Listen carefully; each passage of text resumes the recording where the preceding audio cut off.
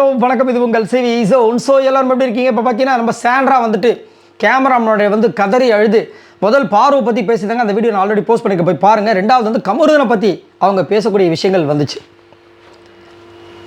சரி, அவங்க என்ன சொன்னாங்கன்றதை ஃபஸ்ட் பார்ப்போம். ஸோ கமருதீன் பேரை கேட்டாவே எனக்கு பயம்தான். நீ வந்துட்டு ரொம்ப ஸ்ட்ராங், சரியா? எந்த டைமில் நீ எப்படி ரியாக்ட் பண்ணுவேன் அது எனக்கு தெரியாது. அதே மாதிரி நீ இந்த டிக்கெட் ஃபினால் டாஸ்க்கில் வந்து அந்த பாக்ஸை தள்ளியிருப்பார்ல, அதெல்லாம் பார்க்கும்போது எனக்கு ரொம்ப பயமாக இருந்துச்சு. அதனால் அரோராக்கிட்டே நான் சொல்லியிருக்கேன், அவர் கூட வந்து ஃபிசிக்கல் டாஸ்க்கு வந்தாவே எனக்கு ரொம்ப பயமாக இருக்குது அப்படின்னு. அதேமாதிரி கமருதீன் பேரை கேட்டாலே ஒரு டைமுக்கு அப்புறமா பயமாக வர ஆரம்பிச்சிருச்சு பேரை கேட்டாவே.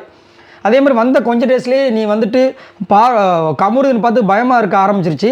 திவ்யாக்கிட்டேயும் பாருக்கிட்டையும் நீ வந்துட்டு பண்ணும்போது உன்னை டிஃபெண்ட் பண்ணியிருக்கேன். திவ்யாக்கிட்டையும் பாருக்கிட்டையும் நீ வந்து சண்டை போடும்போது நான் உன்னை டிஃபெண்ட் பண்ணியிருக்கேன். ஆனால் அது எனக்கே நீ பண்ணும்போது ரொம்ப பயமாகிடுச்சு. அதேமாதிரி காரில் நீ உதைக்க போகிறன்றது எனக்கு தெரிஞ்சிருச்சு.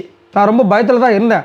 ஆனால் அந்த அடி வந்துட்டு என் மூஞ்சில் விழுமா, இல்லை என்னுடைய நெஞ்சில் விழுமா, இல்லை அடி வயிற்றில் விழுமா அப்படின்னு எனக்கு வந்து ரொம்ப பயத்தில் இருந்தேன். நான் இப்போது இந்த வீட்டில் ரொம்ப மிஸ் பண்ணுறேன். சத்தியமாக நான் நினைக்கல இப்படி நடக்கும்னு நான் நினச்சி கூட பார்க்கல.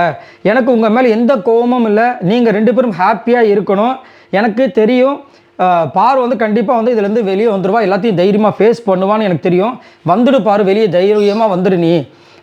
அப்புறம் வெளியே போனாலும் நான் வந்து உங்கூட நான் எப்பயுமே இருப்பேன், ஒரு அக்காவா அப்படின்னு சொல்லியிருந்தேன், ஒரு அம்மாவாக இருப்பேன்னு சொல்லியிருந்தேன். அதை வந்துட்டு நீ வந்து கண்டிப்பாக என்கிட்ட பேசு.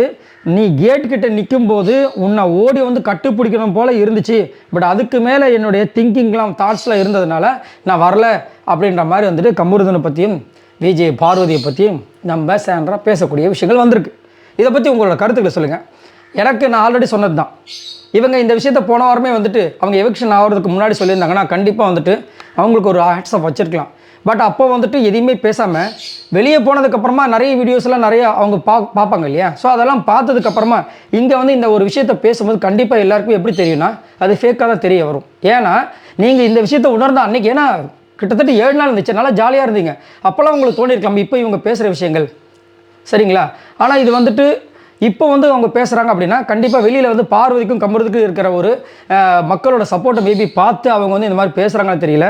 ஒரு பக்கம் நம்புற மாதிரியும் இருக்குது, ஒரு பக்கம் நம்பாத மாதிரியும் இருக்குது. நீங்கள் உங்களோட கருத்தை சொல்லுங்கள். சாண்ட்ரா இப்படி திடீர்னு வந்து அழுது கேமரா முன்னாடி பேசுறதை பற்றி என்ன நினைக்கிறீங்க? மறக்காமல் கமெண்ட்ஸ் பண்ணி பாய் நண்பர்களே.